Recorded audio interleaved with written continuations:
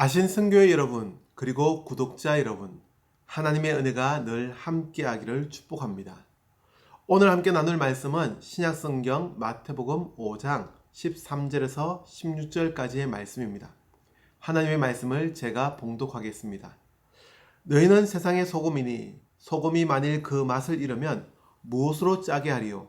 후에는 아무 쓸데없어 다만 밖에 버려져 사람에게 밟힐 뿐이니라. 너희는 세상의 빛이라. 산 위에 있는 동네가 숨겨지지 못할 것이요 사람이 등불을 켜서 말 아래에 두지 아니하고 등경 위에 두나니 이러므로 집안 모든 사람에게 빛이 느니라. 이같이 너희 빛이 사람 앞에 비치게 하여 그들로 너희 착한 행실을 보고 하늘에 계신 너희 아버지께 영광을 돌리게 하라. 아멘. 오늘은 하나님의 긍정이라는 제목으로 마태복음의 말씀을 생각해 보려고 합니다. 그런데 제목이 조금 더 있습니다. 부제로 존재의 소중함, 그 이후입니다. 무슨 의미인지 아시겠죠? 저는 아신선교회의 지난 설교에서 가치 또는 존재라는 제목으로 가치가 아니라 존재가 더 중요하다는 말씀을 나누었습니다. 기독교는 효용성이라는 한 사람의 가치를 평가하는 종교가 아닙니다. 단지 그 사람의 존재만으로 소중함을 이야기하는, 그리고 그 존재를 지켜야만 하는 종교입니다. 그런데 저는 이 이야기를 한 이후에 더 많은 고민과 생각이 되었습니다. 조금 더 해야 할 이야기가 있다는 생각이었고 해야 했어야만 한다는 생각이었습니다. 그래서 다시 이렇게 말씀을 준비하게 되었습니다. 그러다 보니 지난 설교를 일정 부분은 다시 반복하게 됩니다. 그 설교를 보지 못한 분들이 계실 수 있어 준비한 것이니 이미 들은 분들은 양해해 주시기를 부탁드립니다. 기독교는 한 사람을 평가할 때 그 사람의 효용성에 따라 평가하지 않습니다. 사회는 한 사람의 효용성이 중요합니다. 어느 학교를 나왔고 어떤 점수를 받았는지, 어떤 자격증이 있고 어떤 경험이 있는지가 중요합니다. 그래서 남들보다 더 좋은 성적, 더 많은 자격증을 가지고 있어야 유리하고 남들이 하지 못하는 일들을 할 수 있어야 합니다. 철저하게 그 사람의 효용성, 즉 가치에 따라 평가하고 이용합니다. 예수님의 제자들도 그러했습니다. 그들은 예수님의 제자였음에도 또 예수님과 함께하는 시간이 적지 않았음에도 누가 크냐라는 문제 앞에서 서로 다투었습니다. 서로 높아지고 싶다는, 즉 다른 제자에 비해 자신의 효용성이 더 많다는 것입니다.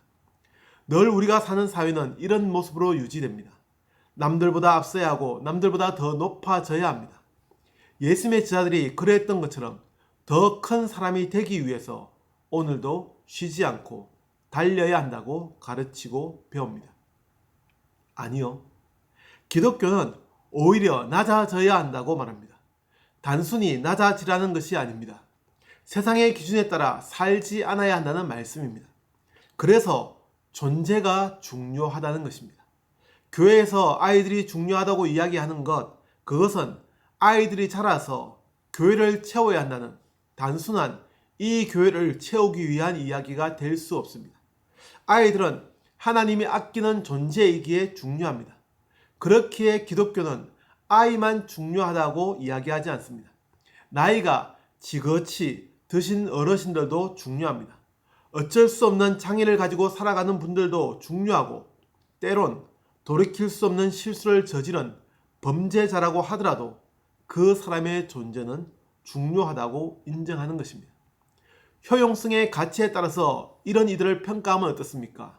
그들은 능력이 없고 그들은 타인의 도움이 필요하며 그들은 사회의 발전에 도움이 되지 않습니다.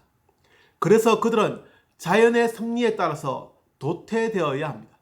그렇습니까? 예수님도 이런 우리의 사회에 대해서 말씀을 동의하시냐는 말씀을 드리는 것입니다. 가치가 떨어지면 그 사람의 존재도 버려져야 하는 것일까요? 오늘 함께 읽은 본문의 말씀으로 생각해 보시죠. 예수님은 사람들에게 너희는 세상의 소금이니 라고 하셨습니다. 너희는 세상의 빛이라 라고 합니다. 다시 말씀드립니다. 예수님은 상산수훈으로 알려진 이 마태복음 5장부터 7장까지의 말씀을 산 위에서 따라와서 듣고 있는 유대인들에게 너희는 세상의 소금이니 너희는 세상의 빛이라 라고 하셨습니다. 왜 제가 이 부분을 거듭 강조합니까? 예수님은 사람들에게 너희는 세상의 소금이 되어라, 너희는 세상의 빛이 되어야 한다라고 말씀하시지 않았기 때문입니다. 되어야 한다는 것과 이다라는 것, 이것은 너무나 분명한 차이를 가지고 있습니다. 그런 사람이 되기 위해서는 어떤 실력을 갖춰야만 가능합니다. 그러나 무엇이다 라고 하는 것은 존재의 의미를 이야기하는 것입니다. 그런데 당시 유대인들은 어떤 모습이었습니까? 유대인들의 능력이 뛰어났습니까? 요즘에야 유대인들의 지능을 높게 평가하기도 하고 특별한 교육법에 관심을 가지기도 합니다. 그러나 당시 지금으로부터 2000여 년 전에는 단순히 로마의 식민지일 뿐이었습니다. 때리면 맞고 죽이려 하면 그대로 죽어야 하는 노예와도 같은 그런 식민지의 사람들이었습니다. 그들이 공부를 많이 했습니까? 아니요. 당시 유대인들의 대부분은 문맹이었습니다.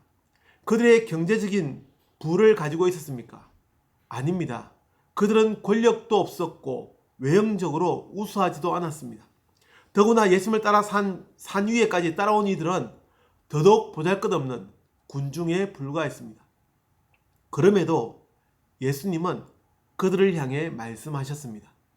너희는 세상의 소금이니 너희는 세상의 빛이라. 사랑하는 성도 여러분, 다시 강조해서 말씀드립니다. 예수님은 그들에게 맛을 내기 위해서 혹은 어둠을 밝히기 위해서 소금과 빛이 되어야 한다고 말씀하시지 않았습니다. 너희는 소금이니까, 너희는 빛이니까 응당 맛을 내고 세상을 밝히는 빛을 살아야 한다고 말씀하신 것입니다. 더구나 15절의 말씀을 보면 이렇게 기록됩니다. 사람이 등불을 켜서 말 아래에 두지 아니하고 등경 위에 두나니 이러므로 집안 모든 사람에게 비치느니라. 등불의 활용법은 다양합니다. 잘못 사용할 수도 있습니다. 15절의 말씀과 같이 등경 위에 두지 않고 말 아래에 둘 수도 있습니다. 그런데 그렇다고 해서 등불이 되지 않는 것이 아님을 기억하십시오. 이 15절의 말씀을 천천히 다시 묵상해 보면 놀라운 말씀이지 않습니까? 예수님은 사람들을 향해 등불의 효용성을 말하면서 빛이라고 말씀하시지 않았습니다. 그들의 존재가 빛이라고 선포하셨을 뿐입니다. 가진 것도 없고 배운 것도 없는 단순히 기적을 바라고 단순히 새로운 것을 찾아 예수님을 따라왔을 수도 있는 그들을 향해 예수님은 존재의 소중함을 말씀하셨습니다. 아신선교의 구독자 여러분, 기독교는 존재의 소중함을 믿고 고백하는 종교입니다. 우리는 그렇기에 소중하고 중요합니다. 생활이 힘드시죠? 시체말로 무한 경쟁의 시대라고 하는데 참으로 그 경쟁 속에 던져진 삶이 고단하시죠? 저도 공감합니다. 한 교회를 다녀도 다른 이들과 비교당해야 하고 누구는 직분이 어떻게 되는데 나는 왜 늘 제자리에 있는지 그런 생각이 들수록 더 마음이 부담되고 어깨를 짓누를 탭니다. 때로는 직장을 비교하고 때로는 가정의 형편을 비교하기도 합니다. 교회에 나오지 않으면 듣지 않을 이야기도 교회에 다니니까 또 열심히 섬기려 하니까 알게 모르게 비교당하고 힘들게 하는 요소가 됩니다. 사회적 효용성에 따라서 평가하는 시대, 여전히 교회도 그 효용성의 가치에 따라 평가합니다. 그러나 저는 우리가 잊지 않았으면 좋겠습니다. 하나님의 긍정입니다. 지난 시간을 함께한 이후에 저의 마음을 짓눌렀던 문제는 바로 이것이었습니다. 가치와 존재에 대해서는 말씀을 드렸습니다. 그것도 교육적인 면에서 이야기했습니다. 그러나 저는 더 이야기해야 했다고 생각하게 되었습니다. 하나님의 긍정입니다. 저는 우리 성도들을 긍정하시는 하나님을 믿습니다. 예수님은 가진 것도 없고 보잘것도 없던 식민지의 생활로 지쳐있던 그 유대인들을 향해 너희는 세상의 소금이니 너희는 세상의 빛이라 라고 말씀하셨습니다.